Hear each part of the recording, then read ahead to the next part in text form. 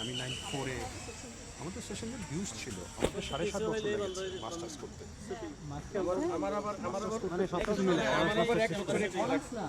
Honours masters মিলিয়ে আমরা first year পার করেছি 2.5 বছর।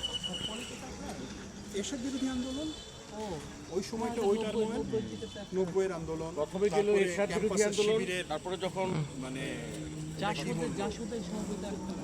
শুনেছিলাম আপনাদের সময় জাসদের একটা প্রভাব ছিল।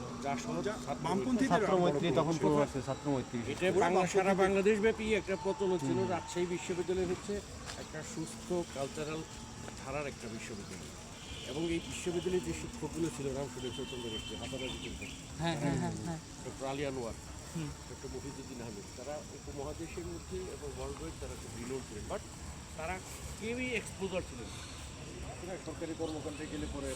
রাজশাহী বিশ্ববিদ্যালয়ের বেগম রোকেয়া হলের সামনে, এদিকে আশপাশে আরো হল আছে।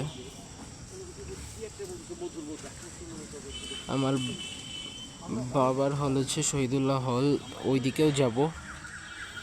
যেমন শিবিরের সময়ে আমি জোহালে 3 তলা থেকে লাফ দিয়ে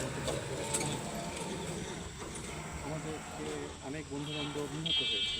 ওইগুলোর নাই বল আপাতত মা কই গেল খুঁজে পাচ্ছি না।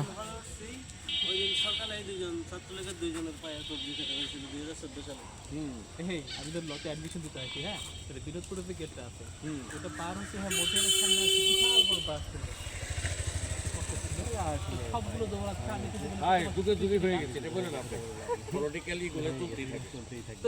কম বেশি সবারই একটু অভিজ্ঞতা আছে। আমাদের সময়টা খুব অতিরিক্ত। জোহালে আমাদের 92 সালে একটা ফাইট হলো, হ্যাঁ সেখানে আমাদের 8 জন নিহত হয়েছে।